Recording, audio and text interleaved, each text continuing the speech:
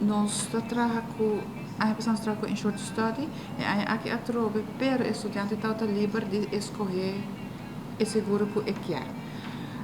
Nós escolhemos em short study, porque em short study tem Aruba plan. Dus kijk eens uit de insera, dan dat dak repatriëring se algo passa. Dus gente, por exemplo, botin gente a falecer, etc. Não tá paga ticket para vir back. Dus isso não nos pensa que não tá tour seguro tá dono esse, então a base de ser as contas. Pero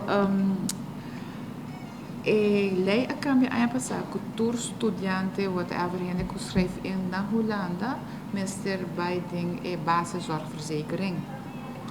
Pero Hollanda mensen dat ze komen voor essay uit. Dus SVB ga je lei a cambia di budget, dus SVB Hollanda, e dan dat ze komen handle com essay.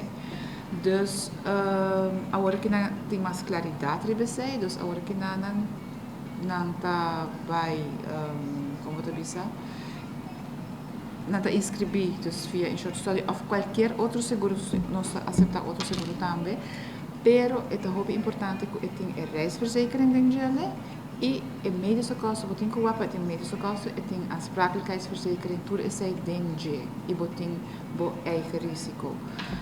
Ku asnele ku amita na altura, e seguro tá agora aceitar tur camita. Dus agora que nós assim na ku bota vai dos ding e Aruba plan e ora ku pessoa que tá é problema, ora bota uitgeschreven na Aruba, bo nota haya seguro de viagem fácil.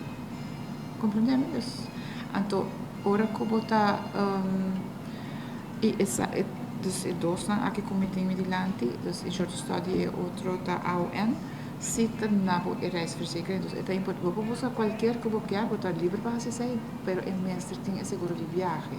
So nós a mag meio passado com estudante na por exemplo quebra pia de avião.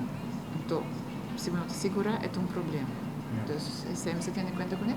Então no momento que você ingeschreven a Yanan, que você vai BSM nummer, e você woonadres, é hora para fazer o cambio para a basiszorgverzekering. E essa que conta para... So, a basiszorgverzekering você tem que pagar eigen risiko, maneira que você tem que pagar para outro seguro, não? Seguro.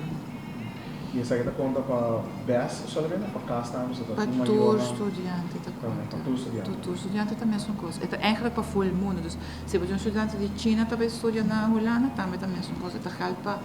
Eigenlijk toda gente que também vive na Holanda, mas está segura para o basiszorgverzekering. Desde que ele cambia a passar.